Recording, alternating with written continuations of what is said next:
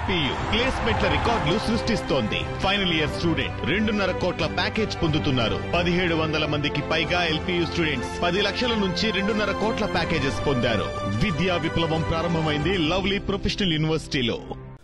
దొంగే దొంగ దొంగ అని అరిస్తే ఎలా ఉంటుంది? అచ్చం చంద్రబాబు పరిపాలనలో ఉంటుంది. చంద్రబాబు చేస్తున్న కుట్రల్లా ఉంటాయి. స్కామ్లు చేయటంలో బాబు గారి స్కిల్స్ అందుకోవటం ఎవ్వరి తరం కాదు. అలాగే కుతంత్రాలు చేయటంలో కూడా నారావారి నక్కజిత్తులు, అలాగే చావు తెలివితేటలు అంటాం కదా, అవి సాధారణంగా ఉండవు. 40 years పొలిటికల్ కెరీర్లో చంద్రబాబు కుట్రల వెనక, ఎదుగుదల వెనక మద్యం అక్రమ సొమ్ము పాత్ర చాలానే ఉంది. ఓవైపు విచ్చలవిడిగా మద్యం అమ్మకాలు చేస్తూ, మరోవైపు మద్యం అమ్మకాలు తగ్గించడంలో చరిత్ర సృష్టించిన జగన్ పాలన మీద పడి ఏడుస్తూ ఉన్నారు. జరగని లిక్కర్ స్కామ్ జరిగినట్టుగా అవాస్తవాలతో, అభూత కల్పనలతో అధికారులను వేధిస్తున్నారు.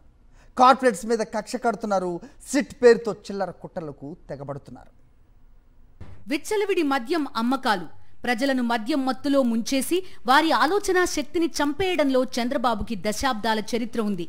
ఆ మద్యం చుట్టూనే బినామీలు, సిండికేట్లు, కుంభకోణాలు ఇలా ఎన్నింటినో నడిపిన చరిత్ర, నడుపుతోన్న వర్తమానం కూడా చంద్రబాబు సొంతమే. మద్యం స్కామ్ల వెనుక అసలు సామిగా దశాబ్దాలుగా వెలిగిపోతోన్న చంద్రబాబు వైఎస్ఆర్సీపీ ప్రభుత్వ హయాం నుంచి మద్యం పాలసీపై తప్పుడు కేసు పెట్టి రాక్షసానందం పొందుతున్నారు. జరగని లిక్కర్ స్కామ్ జరిగినట్టుగా బేతాళ కథ అల్లేసి అధికారులను, పారిశ్రామిక వర్గాలను అందులో ఇరికిస్తూ అబద్ధపు వాంగ్మూలాలతో, అసత్యపు నివేదికలతో పైశాచికానందం పొందుతున్నారు. సిట్ అంటే సిట్, స్టాండ్ అంటే స్టాండ్ అనే అధికారితో ఓ సిట్ ని ఏర్పాటు చేసి తప్పుడు సాక్ష్యాలు, బలవంతపు వాంగ్మూలాలతో లిక్కర్ స్కామ్ అంటూ జరగని కుంభకోణం జరిగినట్టుగా వైఎస్ఆర్ కాంగ్రెస్ పార్టీ నాయకులను టార్గెట్ చేసింది. 2014-19 మధ్య లిక్కర్ స్కామ్ చేసి అడ్డంగా దొరికిపోయి ఆ కేసులో బెయిల్ మీదున్న సీఎం చంద్రబాబు గత ప్రభుత్వంలో జరగని స్కామ్ జరిగిందంటూ కుట్ర చేసేశారు. తప్పుడు కేసులతో, అక్రమ అరెస్టులతో విషం కక్కుతున్నారు. చంద్రబాబు ప్రభుత్వం ఈ అక్రమ కేసులో ఎన్ని కుట్రలు పన్నుతోందన్నది వరుసగా బయటపడుతూనే ఉన్నాయి. రాజ్ కేసిరెడ్డి చెప్పని విషయాలు చెప్పినట్టుగా ఆయన పేరిట అబద్ధపు వాంగ్మూలంతో రిమాండ్ నివేదిక రూపొందించి సిట్ అడ్డంగా దొరికిపోయింది. ఆ వాంగ్మూలంపై ఆయన సంతకం చేసేందుకు నిరాకరించారని సిట్ అధికారులే న్యాయస్థానానికి వెల్లడించాల్సి వచ్చింది. ఆ తర్వాత బాలాజీ గోవిందప్ప రిమాండ్ నివేదికలోనూ అదే అబద్ధపు వాంగ్మూలాల కుతంత్రానికి తెగబడింది. చంద్రబాబు ప్రభుత్వ రెడ్ బుక్ కుట్రతోనే ఈ అక్రమ కేసులో బాలాజీ గోవిందప్పను నిందితుడిగా చేర్చారన్నది వెల్లడైంది. ఆయన పేరిట అవాస్తవాలతో సిట్ అధికారులే అబద్ధపు వాంగ్మూలం నమోదు చేసేశారు. ఆ వాంగ్మూల పత్రంపై సంతకం చేసేందుకు బాలాజీ గోవిందప్ప నిరాకరించారని, ఆయనతో పోలీసులు బలవంతంగా కొన్ని పత్రాలపై సంతకాలు చేయించారని న్యాయస్థానం జారీ చేసిన ఆదేశాల్లో స్పష్టంగా ఉండడం గమనార్హం.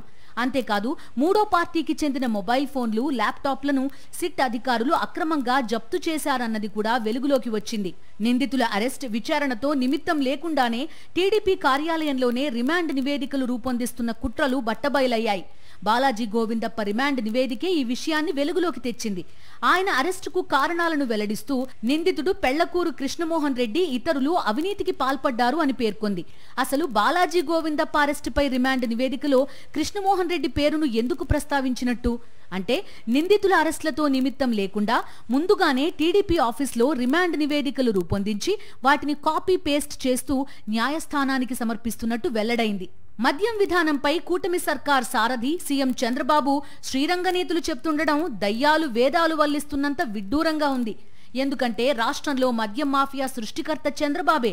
మద్యం మాటున మహాదోపిడీకి బ్రాండ్ అంబాసిడర్ ఈ 40 years ఇండస్ట్రీనే అన్నది బహిరంగ రహస్యం. అయినప్పటికీ రెడ్ బుక్ కుట్రలో భాగంగా వైఎస్ఆర్సీపీ ప్రభుత్వ హయాం నాటి మద్యం విధానంపై అక్రమ కేసు నమోదు చేసింది. 5 ఏళ్ల పాటు పారదర్శకంగా అమలు చేసిన విధానంపై టీడీపీ వీర విధేయ పోలీస్ అధికారులతో సిట్ ఏర్పాటు చేసింది. దర్యాప్తు పేరుతో అబద్ధపు వాంగ్మూలాల నమోదు, తప్పుడు సాక్ష్యాల సృష్టికి కూటమి ప్రభుత్వం కుతంత్రాలు పన్నడం మొదలుపెట్టింది. ఆ తర్వాత జరుగుతోన్న దారుణాలను దేశం మొత్తం చూస్తూనే ఉంది. ఎంత ఆశ్చర్యం కలిగించే విషయం అంటే ఇది, అసలు స్కామ్ ఎక్కడ జరిగింది అని నేను అడుగుతా ఉన్నా. అందరూ ఆలోచన చేయండి అని అడుగుతా ఉన్నా. నేను అడిగే ప్రశ్నలకు సమాధానం మీలో ప్రతి ఒక్కరూ కూడా ఆలోచన చేయమని కోరుతా ఉన్నా. నేను అడిగే ఈ ప్రతి ప్రశ్న మీ మనస్సాక్షిని మీరు అడగండి అని చెప్పి నేను అడుగుతా ఉన్నా. అసలు స్కామ్ ఎక్కడ జరిగింది అని అడుగుతా ఉన్నా. లంచాలు ఎవరైనా ఎందుకు ఇస్తారు? మళ్ళీ అడుగుతా ఉన్నా. లంచాలు ఎవరైనా ఎందుకు ఇస్తారు? ఎవరైనా మద్యాన్ని ఎక్కువగా అమ్మి, లంచం ఎవరైనా ఎందుకు ఇస్తారు? మద్యాన్ని ఎవరైనా ఎక్కువగా అమ్మి సేల్స్ పెంచి, ఆ పెంచిన దానివల్ల డిస్టిలరీలకు లాభాలు పెరిగితే లంచాలు ఇస్తారా? లేక సేల్స్ తగ్గిపోయి వాళ్ళు తక్కువగా అమ్మి ట్యాక్సుల రూపేణా వారి మీద బాధి దానివల్ల సేల్స్ తగ్గి, దానివల్ల వాళ్ళకు రావాల్సిన లాభాలు తగ్గి, అలా తగ్గితే ఎవరైనా లంచాలు ఇస్తారా? చంద్రబాబు అధికారంలోకి వచ్చి 12 రోజులు గడవక ముందే జూన్ 24న మద్యం వ్యవహారంలో అక్రమాలు జరిగాయంటూ ఒక తప్పుడు కేసు నమోదు చేశారు.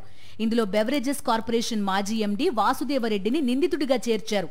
బెదిరించి, భయపెట్టి తమకు అనుకూలంగా చివరకు వాసుదేవరెడ్డి నుంచి వాంగ్మూలం తీసుకుని దాని ఆధారంగా ఈ కథను నడపాలనుకుంటున్నారు.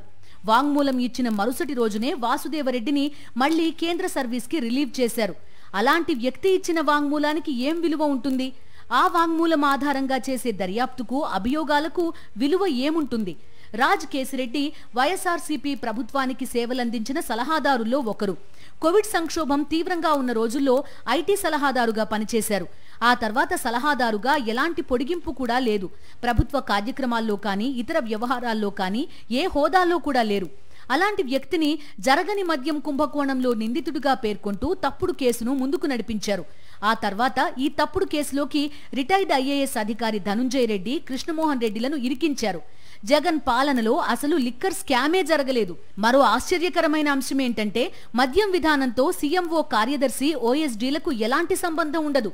అయినా ధనుంజయ రెడ్డి, కృష్ణమోహన్ రెడ్డిలను అరెస్ట్ చేశారు.